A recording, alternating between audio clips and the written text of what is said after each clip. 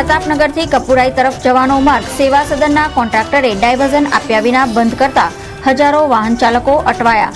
સ્થાનિકો અને દુકાનદારોમાં ઉગ્ર રોષની લાગણી ફેલાઈ. સુરસાગર સ્થિત સર્વેશ્વર મહાદેવની પ્રતિમાની સાફ સફાઈ અંગે જાગૃત યુવાનો સેવા સદન આમને સામને. સુરસાગર ખાતે ડોક્ટર વિજય શાહનો હુરિયો બોલાવતા જાગૃત યુવાનો. કોર્પોરેશનની સંકલન બેઠકમાં શહેરના ધારાસભ્યો શહેર વિકાસની વાતોથી નારાજ. નગરવાસીઓને પ્રાથમિક સુવિધાઓ ઉપલબ્ધ કરવા સૂચનો કર્યા. રાઇટ ટુ એજ્યુકેશનના મામલે કોંગી કાર્યકરોએ જિલ્લા શિક્ષણ અધિકારીનો ઘેરાવો કર્યો. કાર્યકરો દ્વારા ડીઈઓને બંગડીઓ પહેરાવી કચેરીમાં તોડફોડ કરી પોલીસે રાયોટિંગનો ગુનો નોંધ્યો. ટ્યુશન ક્લાસીસની સમયમર્યાદાનો પોલીસના જાહેરનામાનો ભંગ કરતા ટ્યુશન ક્લાસીસના સંચાલકો. ક્લાસ સંચાલકો સામે ગુનો દાખલ થશે, પોલીસનો હુંકાર.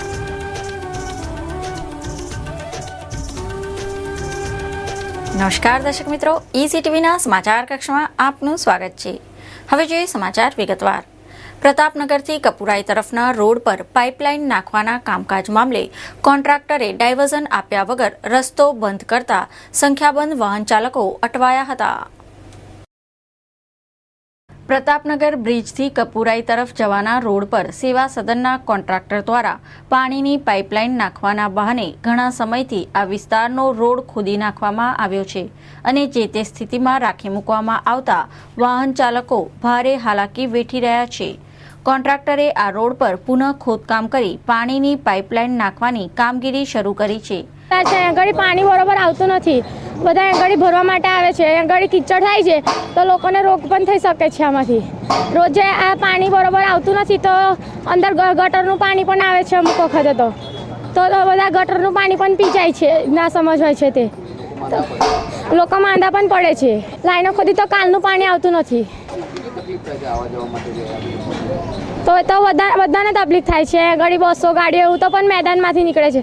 મેદાનમાં બધા છોકરાઓને રમવાનું હોય છે ત્યાં આગળથી નીકળે છે ગાડીઓ. પણ આ કામકાજ દરમિયાન જે રસ્તો ખોદવામાં આવે છે એના માટે કોઈ પણ પ્રકારનું ડાયવર્ઝન અહીંયા મૂકવામાં આવ્યું નથી. તમે જોશો કે અહીંયા મોટી મોટી બસો આવીને ઊભી રહી છે.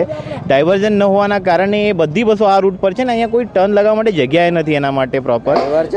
તો ડાયવર્ઝન વ્યવસ્થિત મૂકવું જોઈએ પહેલાં જ સોમા તલાવ પર. તો કોર્પોરેશનની રિક્વેસ્ટ છે કે ફરીથી આવું કોઈ કામ લેતા પહેલાં ડાયવર્ઝન વ્યવસ્થિત મૂકે તો જનતાને કોઈ તકલીફ ન થાય. એટલું જ નહીં, આ કોન્ટ્રાક્ટરે ડાયવર્ઝન આપ્યા વગર જ આ સમગ્ર રોડ એકાએક બંધ કરી દીધો હતો, જેના પરિણામે સંખ્યાબંધ વાહન ચાલકો અટવાઈ પડ્યા હતા અને આ કોન્ટ્રાક્ટરની આપખુદી પ્રત્યે ભારે રોષની લાગણી ફેલાઈ છે અને વાહન ચાલકોએ પોતાની જાતે જ ડાયવર્ઝનનો રસ્તો શોધી લઈ બાજુના ગ્રાઉન્ડમાંથી પસાર થઈ રહ્યા હતા. સ્કૂલના છોકરાને પ્રોબ્લેમ થાય એમાં 12 મહિના તો રોડ તૂટતો જ હોય. જ્યારે તો કેટલા વર્ષથી આવું રહું છે. નરેન્દ્ર મોદી કંઈ મોટી મોટી વાતો કરે છે ને કોઈ જોવા નહીં આવતું. હું વાતો શું મતલબ છે? આ તો 12 મહિના રોડ આવો રહેવાનો છે તો જિંદગી નહીં બનવાનો. ભલા રોડ બની જ ગયા. બધાને અમે ફરિયાદે કરેલી, ફોને કરેલા છતાંય આવતા નથી. અત્યારે બધા જાગે છે. આવું બધું ભેગા થાય ત્યારે જ બધા ભેગા થતા હોય. અત્યારે બિલકુલ વાહન અવર જવર માટે તો એટલી તકલીફ છે ને કે ડાયવર્ઝન વ્યવસ્થિત આપતા નથી. આગોતરી જાણ કર્યા વગર આ લોકોએ રસ્તો બંધ કરી દીધો છે. બધી પબ્લિક હાડમારી વેઠે છે. આ ના ચાલે. આ લોકો શું સમજે છે? અહીં લોકશાહી ચાલે છે કે પ્રશાસનશાહી ચાલે છે? લોકોની તકલીફ આ લોકોને સમજમાં નહીં આવતી. લોકો બિચારા કઈ જાય? કોઈ જાતનું ડાયવર્ઝન આપેલું નથી. આડેધડ ખોદવાનું ને પબ્લિકને ખાડામાં નાખવાની. આ લોકોનો એ જ સિદ્ધાંત છે બસ, બીજું કશું નહીં.